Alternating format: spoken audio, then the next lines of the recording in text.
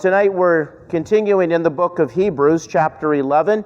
Tonight we're going to focus on verses 17 through 23, and we are in this bigger section, which is a call to follow Jesus in faithfulness and endurance.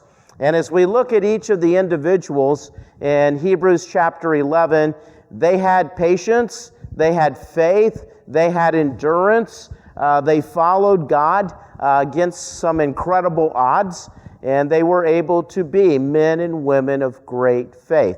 And they are an inspiration to us that we too need to live by faith every single day. So we've been talking about the roll call of faith in Hebrews chapter 11. And it's interesting that as the writer of Hebrews gives us this list, he puts it in chronological order, going all the way back to creation, now working our way through the patriarchs, through Abraham, Isaac, and Jacob. And tonight we're going to touch just briefly on Moses and that era. And it's amazing that these individuals held on to their faith, even though many of them never saw God's promises come true. But they were able to pass on their faith to the next generation, saying to them, God made a promise. The promise hasn't come true yet, but one day it will, and maybe it will come true in your lifetime. And last week we applied that to the second coming of Christ. Here we are in 2022. And of course, people who lived in the first century would have never dreamed that there would have been a year 2022. They expected Jesus to return in their lifetime. In fact, the Thessalonian Christians got very nervous and sent information to Paul saying, what happened, to the Christians who died? Will they be left out of God's kingdom when Jesus returns? And Paul wrote 1 Thessalonians to answer that question, that no, the dead in Christ shall rise first. And so we've had many generations of Christians who have passed without Jesus returning.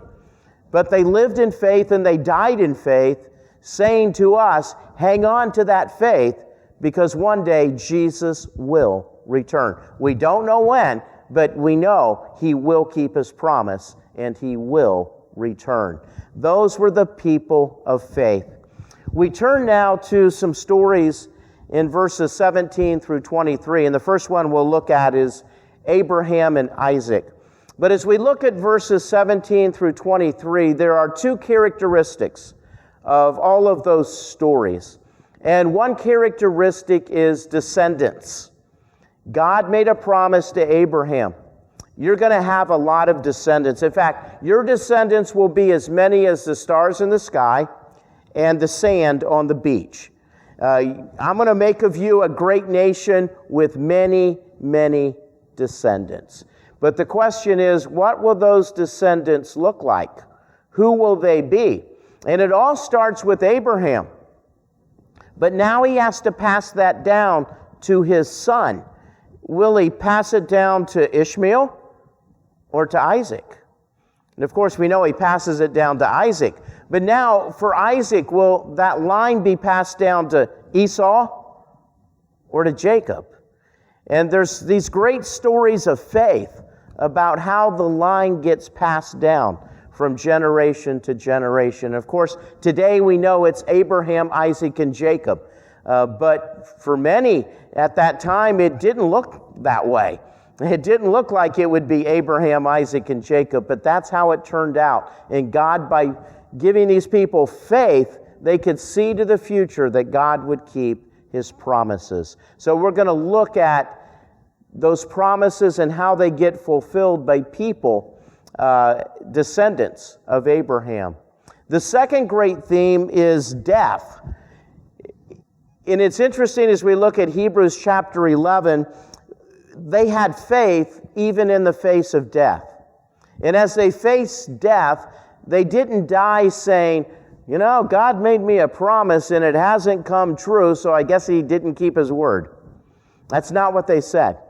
They said, God made me a promise, it hasn't happened yet, and it looks like I'm going to die before it happens, but it's going to be passed down to the next generation. They died in faith.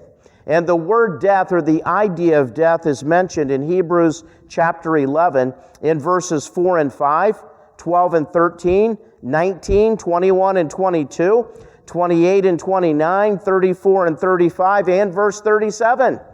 So this whole idea of having faith at the moment of death is a big theme in Hebrews chapter 11.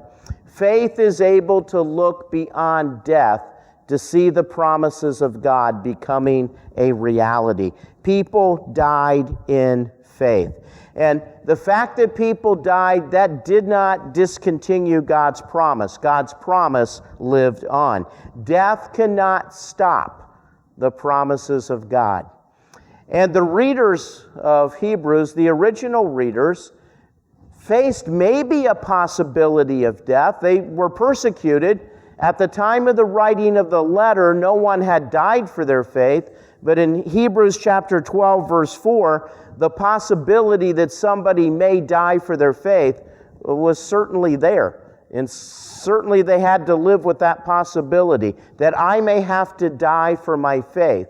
And is it worth it to die for my faith? That was the question they had to wrestle with. Well, we find a fascinating story that involves death in Abraham and Isaac. And I want to read that story.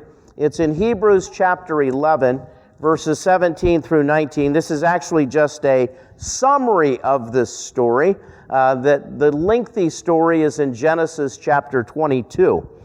But the writer of Hebrews puts it this way: by faith, Abraham, when God tested him, offered Isaac as a sacrifice.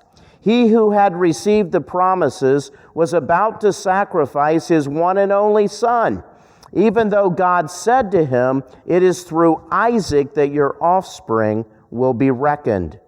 Abraham reasoned that God could raise the dead, and figuratively speaking, he did receive Isaac back from the dead. A fascinating story. One of the most interesting stories, perhaps, in the entire Old Testament. It's given as a story of faith, and it's a test of Abraham's faith. In fact, we could call this Abraham's final exam. This was the big test.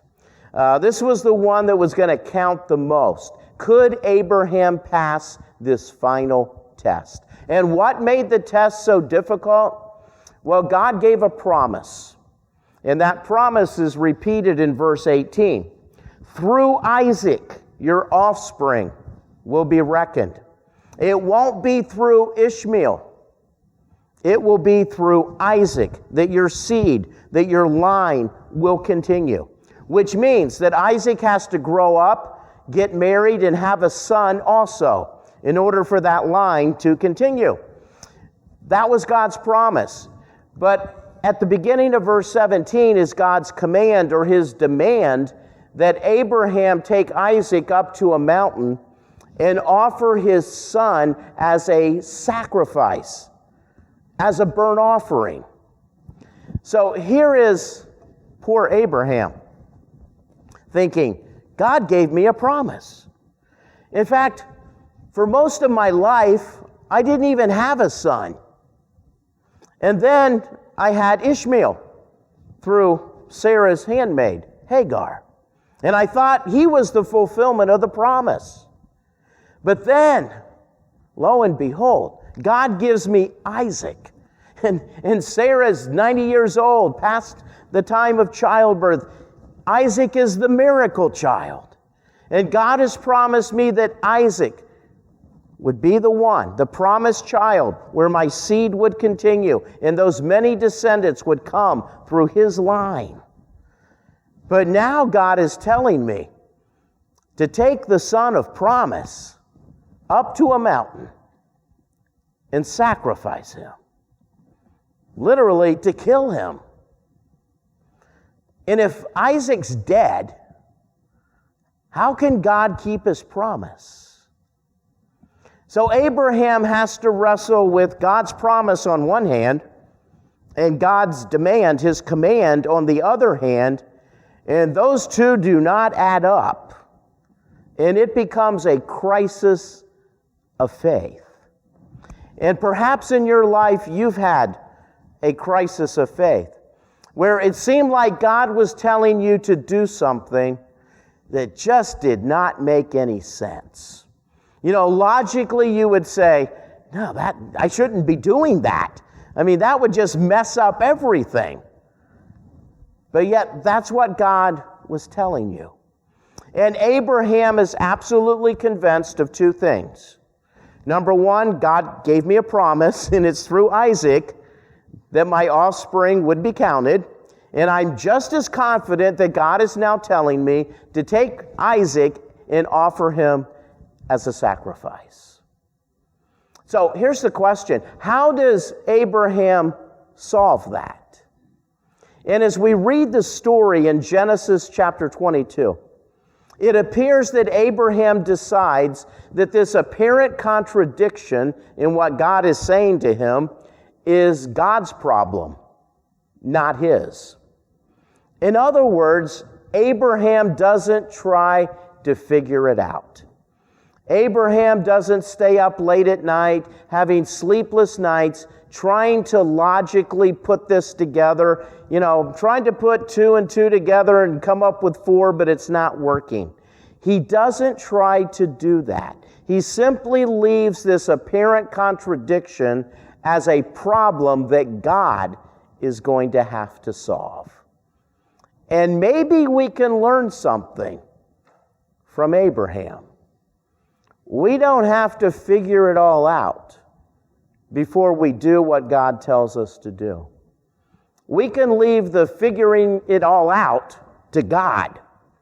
Our part is simply to be obedient. So Abraham decides, okay, God is telling me to take Isaac to this mountain and offer him as a sacrifice, and that's exactly what I'm going to do. And I'm not even going to try to figure it out. I'm going to let God figure it out. That's a great step of faith.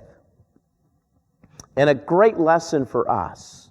Because I know me personally, I would have to try to figure it out. But Abraham doesn't try to do that. It's interesting when we look at the last part of verse 17, that Isaac is called Abraham's one and only son. And as we're reading that, we're thinking, that's not true. Abraham has another son, Ishmael. We've read about him. We know who his mom is. We know that that's really Abraham's oldest son. But this idea of his one and only son is his one and only son through Sarah, the one and only son of promise. And the writer of Hebrews gets that language from Genesis chapter 22, verse 2, where God says about Isaac to Abraham, he's your only son, whom you love, even Isaac. So the son of promise, the one and only son who would carry on the family line, would be Isaac. That phrase, one and only son, happens to be the same phrase that the Apostle John uses to describe Jesus. In Greek, it's the word monogenes, and it can be translated one and only son. It can also be translated only begotten son. So in essence, God says to Abraham, Isaac is your only begotten son. He uses that same terminology. And the fascinating thing about it is, Hebrews was written about 65 AD, but John did not write, for example, John 3:16, for God so loved the world he gave his only begotten son, until about AD 90. So the writer of Hebrews had not read anything that John had written because John had not written anything in AD 65. But it's curious and fascinating that they use the same language. Isaac is the one and the only son. Here's an interesting question. What was Abraham thinking as he was walking up that mountain, knowing that he was about to sacrifice Isaac? What was going through his head? And when you read the book of Genesis, it really doesn't answer that question, but the writer of Hebrews attempts to answer that question. In verse 19, Abraham reasoned. In other words, this is what Abraham was thinking: that God could raise the dead. That was his thinking. God made me a promise that the line would go through Isaac. God's telling me to sacrifice Isaac. After I sacrifice Isaac, God has to raise him from the dead in order for God to keep his promise. Because if Isaac dies without having a son to pass on the line through, then God's promise comes to an end. So the only way for this to work is God's going to raise him from the dead. And that's the reasoning in Abraham's mind, according to the writer of Hebrews. In fact, Abraham says something incredible in Genesis chapter 22, verse 5. It's Abraham, it's Isaac, and they take a bunch of servants with them as well. And at one point, Abraham says to the servants, "You guys stay here, and Isaac and I are going to go up on the mountain to worship." And then he says to them in 22:5, "We will worship, then we will come back to you." We're going to go worship, Isaac and I.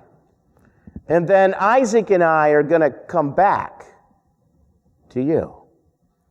But Abraham knows he's going to sacrifice Isaac. Well, how can they both come back? Well, the only way is if God raises Isaac from the dead. And so that may have been exactly what Abraham was thinking. But as it turns out, a resurrection is not needed. Because as Abraham is about to sacrifice his son, God stops him. There's a voice from heaven that stops him at that very moment and tells Abraham to sacrifice the ram that's caught in the thicket instead. So Abraham doesn't end up sacrificing Isaac, although in his mind he already did. Because when Abraham walked up that mountain with Isaac, he was thinking all along, this is what I'm going to do. Because that's what God told me to do. So in Abraham's mind, he had already done it. And that's why the writer of Hebrews says, figuratively speaking, he received Isaac back from the dead.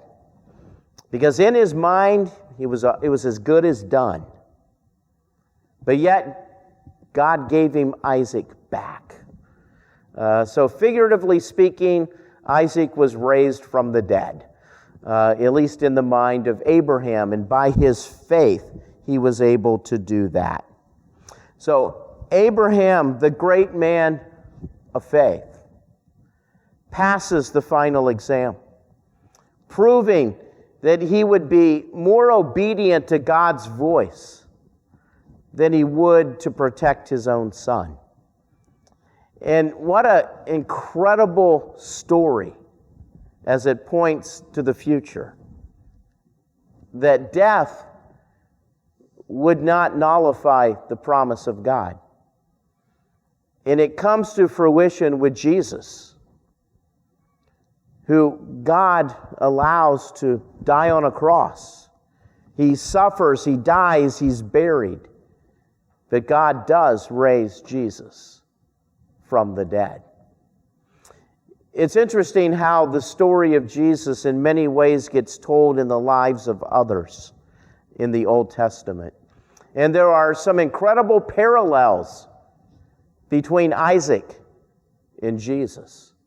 Both are called the only begotten son of their father. Both are led to the place of sacrifice. Jesus is sacrificed. Isaac almost.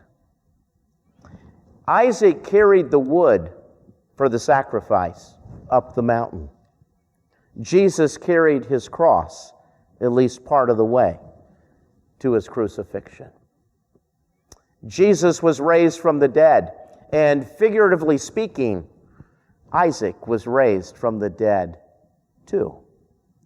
Incredible parallels in these two stories. So Abraham, the great man of faith, is able to pass this test where he's willing to sacrifice his son, and then he receives him back from the dead. The next section is about patriarchal blessings. It was common in the ancient world, before the father figure died, that he would gather his children around him, and he would give a blessing to each child. I always found that fascinating because somehow the three individuals who we're going to talk about apparently knew that their time was very short when they gave the blessing. So in other words, they didn't die accidentally. They lived a long time, and getting towards the end of their life, they were able to pronounce a blessing upon their children. And the patriarchs in this section is Isaac in verse 20, Jacob in verse 21, and Joseph in verse 22. And it's interesting when you look at the pronouncement of the blessings upon their children, they look past the moment of death, and they're able to see into the future when God's promises become a reality. They did not experience the fulfillment of God's promise in their lifetime, but by faith, they saw it in the future and passed it along to their children. So this whole idea of dying in faith and hanging on to your faith and having faith beyond your own life is a constant theme in Hebrews chapter 11. Well, let me read those three verses, verse 20, 21, and 22 of Hebrews chapter 11. Then we'll talk about the three individuals in their great faith. Verse 20 says, "By faith Isaac blessed Jacob and Esau in regard to their future. By faith Jacob, when he was dying, blessed each of Joseph's sons and worshipped as he leaned on the top of his staff. By faith Joseph, when his end was near, spoke about the exodus of the Israelites from Egypt and gave instructions about his bones." What these three individuals have in common is they give a blessing shortly before they die. It's kind of a deathbed blessing to their children. It's a statement of faith that they want to pass on to their children. The first one concerns Isaac. And Isaac had two sons, Jacob and Esau. It's interesting how the writer of Hebrews lists the names, because Esau is technically the firstborn. We would expect him to say Esau and Jacob, because Esau was born first. And back in ancient times, being the firstborn, you wanted to be the firstborn in ancient times, because in many ways you got double the inheritance of anyone else in the family if you were the firstborn. So being the firstborn was a great privileged position in the ancient world. But yet it gets flipped, because the one who receives the greater blessing is not Esau, it's Jacob. Now Jacob is the younger, and he's the weaker of the two brothers. Esau is the oldest and the strongest of the two brothers. But yet the line does not go Abraham, Isaac, and Esau. It goes Abraham, Isaac, and Jacob. And there's a fascinating story about how all of that takes place. Isaac is quite old. He's pretty much blind. He can't see at this point in life. Of the two boys, Esau was his favorite. Esau was a hunter, and Esau would often go out and kill a wild animal and make up some great stew or some great food that Isaac absolutely loved. Isaac's wife, Rebekah, she had her favorite of the two as well. Her favorite was Jacob. Jacob liked to hang around Mom. And so we have two boys. And the parents have each chosen their favorite. And one day, Isaac says to Esau, I want you to go out, kill a wild animal, make my favorite meal, that delicious food that you make for me. Bring it back to me. I will eat it, and then I will give you the blessing of the firstborn. It just so happens that Rebekah overhears the conversation. So she says to Jacob, her favorite son, I want you to go get a couple of the goats. Bring them back to me, and I'm going to make your father's favorite meal. Then you are going to go into your father and deliver this meal, and he will give you the firstborn blessing. And Jacob says, wait a second. You know, I'm pretty smooth-skinned. My brother Esau is a hairy man. Dad's not going to go for this. And so Rebekah puts animal skins over the skins of Jacob to basically deceive Isaac. So Rebekah fixes the meal, and Esau's still out hunting. So she gives the meal to Jacob. Jacob goes into Isaac and says, Father, I've prepared your favorite meal. And Isaac says, come close, son. I want to make sure it's you, Esau. So he feels his skin, and it's pretty hairy. And then Isaac said, you know, your skin feels like the skin of Esau, but you have the voice of Jacob. Are you sure that you are Esau? And Jacob says, yes, I'm sure. Make a long story short, Isaac pronounces the firstborn blessing upon Jacob. And Jacob leaves. Well, a few minutes later, here comes Esau. He's killed the wild animal. He's made his father's favorite meal. He goes in to his father Isaac and says, Father, I've done exactly what you've asked me to do. Here's your favorite meal. Enjoy it and give me the blessing. Poor Isaac says, who are you? And at that point, Isaac realizes, I've been absolutely tricked. I've been deceived. And according to ancient custom, once you give a blessing, you can't take it back. Once the words come out of your mouth, you can't shove them back in. So the blessing has to go to Jacob. And Esau ends up with the lesser blessing. And the fascinating thing about all of it is, it was probably the greatest story of trickery in the entire Old Testament. But God went along with it. Jacob's name actually means deceiver. Eventually, God will change his name to Israel. You know, once you practice something, eventually it comes back to haunt you. Jacob spent most of his life tricking people, deceiving people. But Jacob eventually falls in love. And a man by the name of Laban deceives Jacob time after time after time. He ends up marrying both of his daughters, Rachel and Leah, and has his wages changed multiple times. So the deceiver gets deceived as God tries to transform the heart of one of the patriarchs. Fascinating story in the Old Testament. But somehow Isaac, even though he was deceived at the moment, gave the right blessing because it was God's plan. that the patriarchs would be Abraham, Isaac, and Jacob, not Esau.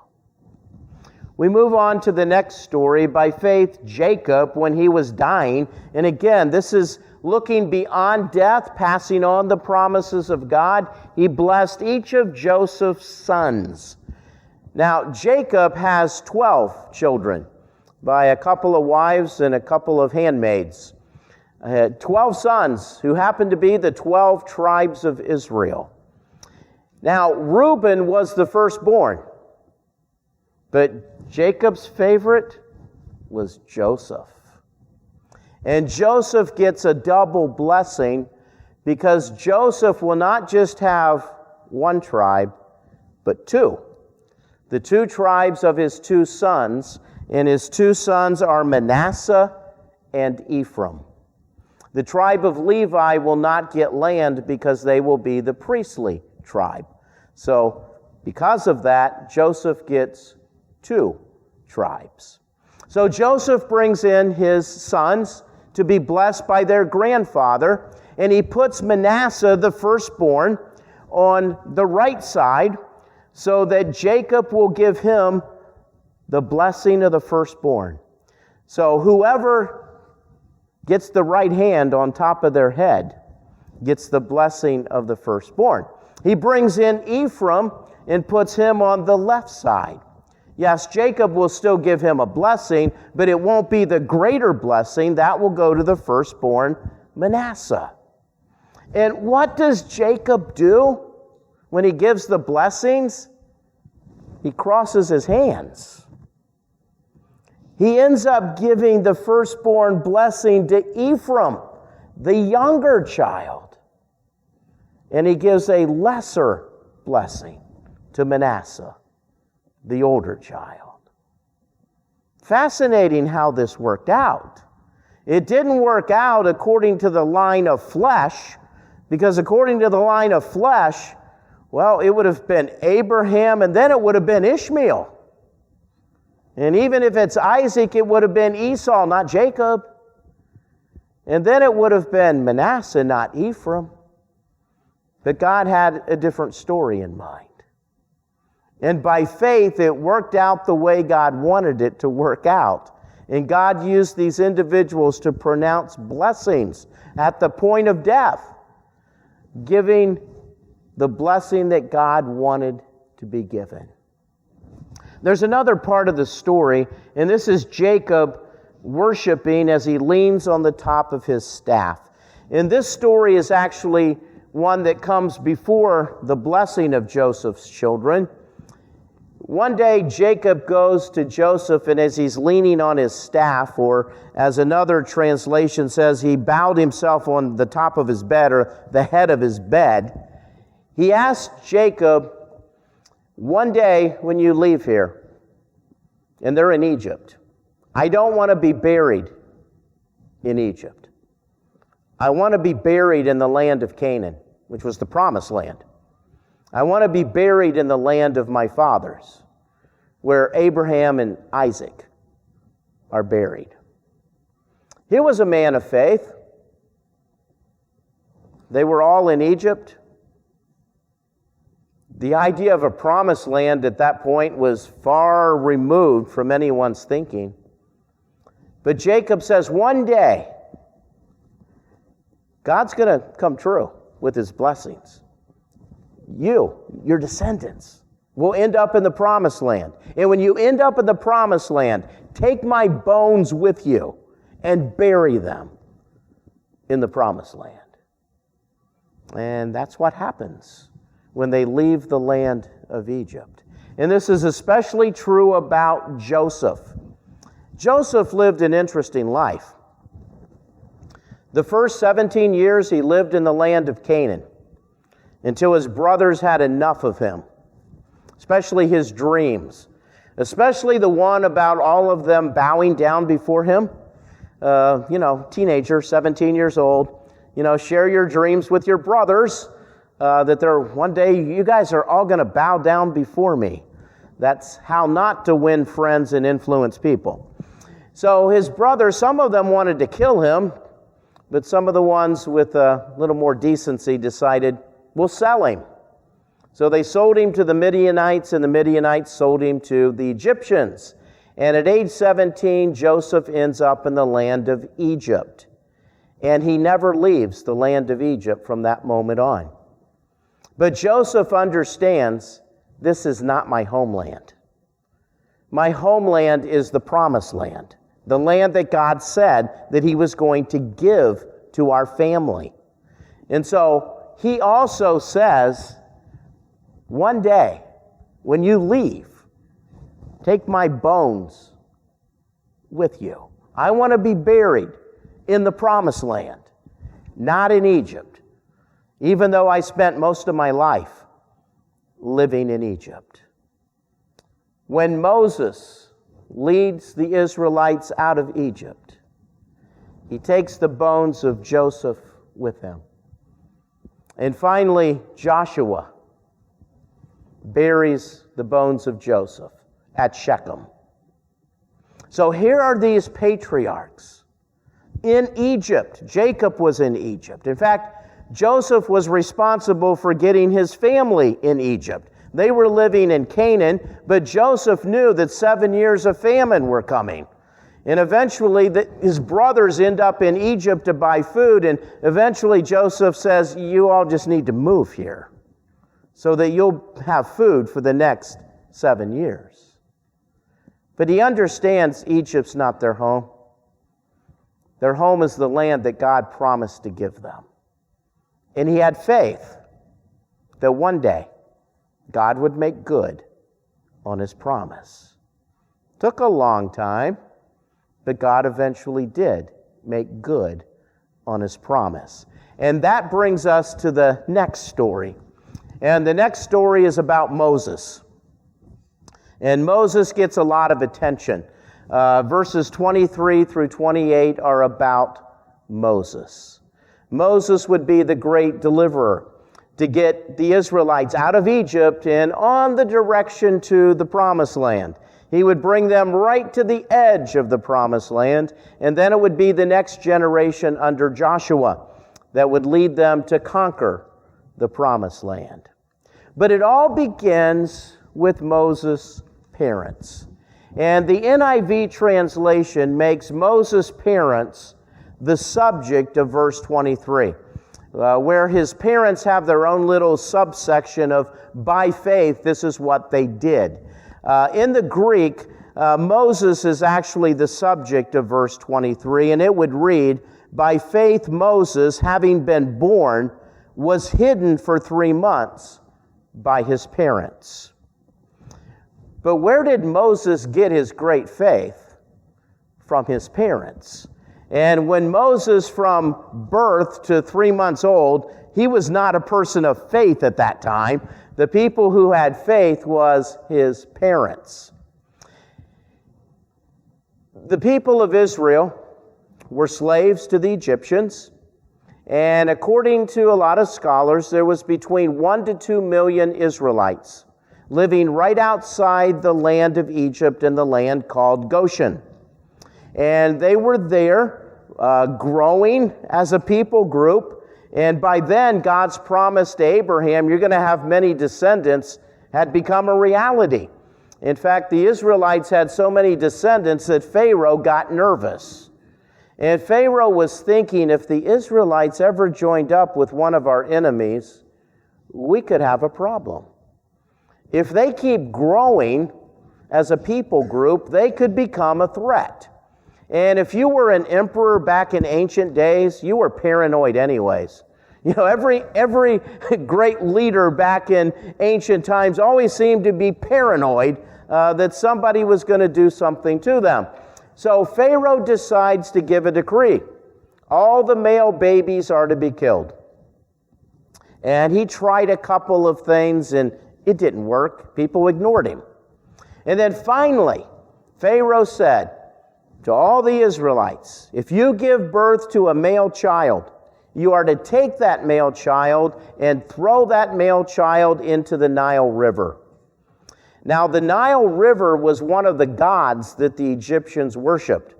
So in other words, what they would really be doing was making a sacrifice to the god of the Nile River by offering the male child by throwing him into the river. And of course, the child would drown, the child would die, and the population of the Israelites would be contained. That was Pharaoh's great plan. And about that moment, Moses is born.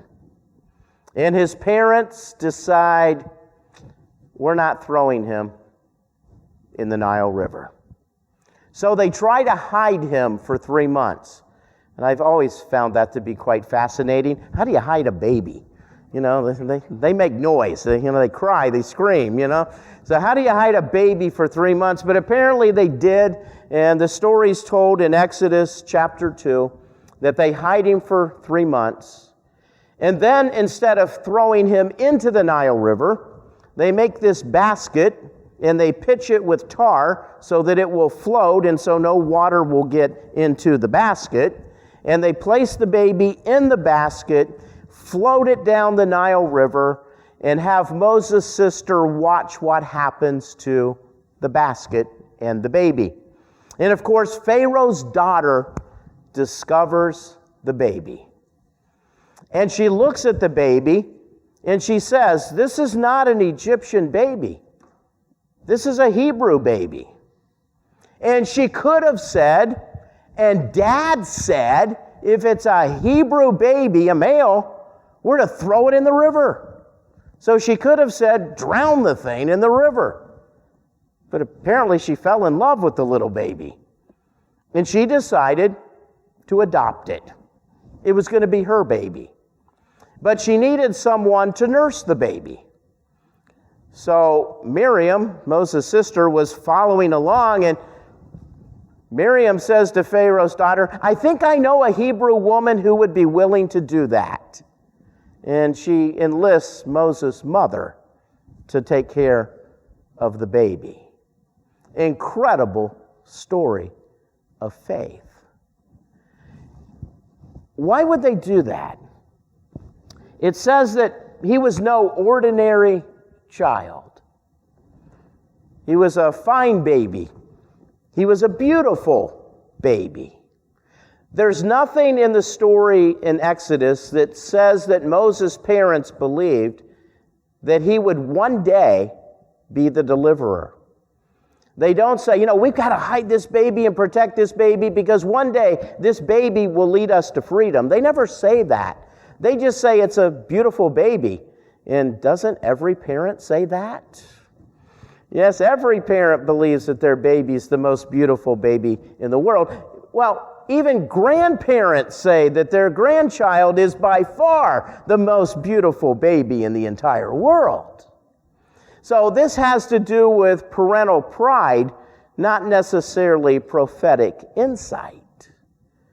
But God used that because they were not afraid of the king's edict. They stood their ground and said no to what the king said. And because of that, Moses lived. God had a plan for Moses. There is an interesting parallel between the infancy of Moses and the infancy of Jesus. After King Herod had a visit with the wise men and learned from them that there was a rival king being born in Israel, King Herod decided, I have to find that child. So he says to the Magi, once you find this child and worship him, come back and tell me where he is so I can go and worship him too. Now, worship was not what he had in mind. Murder was what he had in mind. And when the Magi do not return, it was King Herod who gave the edict that all the male babies in the area, 2 years old and younger, were to be killed. Mary and Joseph escape with baby Jesus. And where do they go? They go to Egypt, the very place where Moses was born. There's also a parallel between Isaac and Moses. Both could have died before they carried out God's plan for their life. Isaac could have died on top of the mountain. Moses could have died in the Nile River, but God had a different plan, and both of them lived. And both of them went on to fulfill what God wanted them to do. Fascinating stories of faith. I wrote down in my notes some application. Let God be in charge of your circumstances. Sometimes we spend hours trying to figure it out, and we get nowhere. But God has a plan. God knows exactly what He's doing. God can write a better story for your life than you can. I mean, you can't make up these stories. These are God's stories. And as you look at your own life and some of the things that have happened to you and some of the things that God has done in your life, you just have to look back and smile and say, I couldn't have made that up. God did that.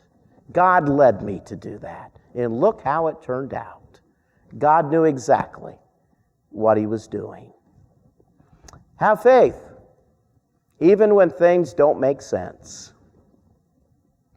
I'm convinced that most of us spend way too much time trying to make sense of things, when we should just let God have the problem and let God solve the problem. That's what Abraham did.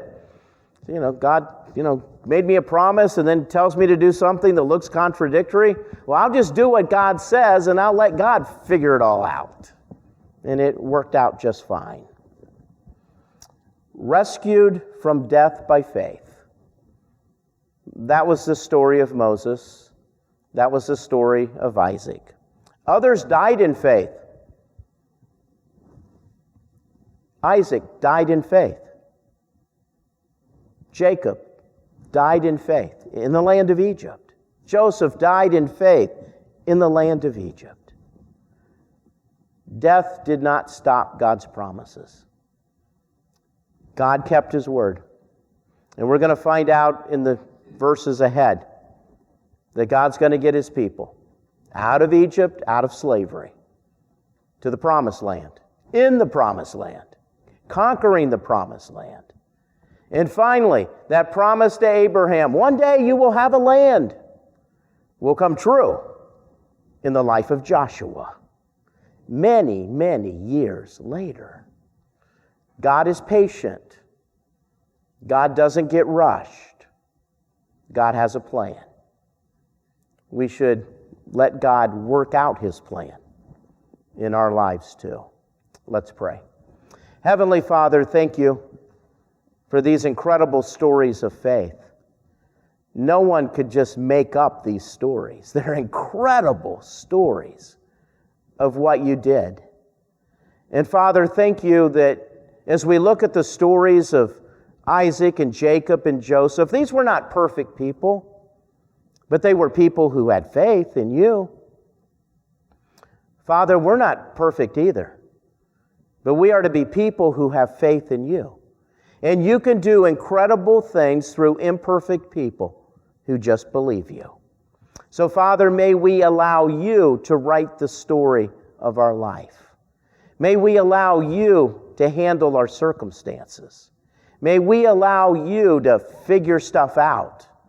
And may we simply be people of faith, men and women who cling to Your promises, who follow what You tell us to do, and let You figure out the rest of it. Father, like these great people in the Old Testament, may we today be men and women of faith. I pray in Jesus' name, amen.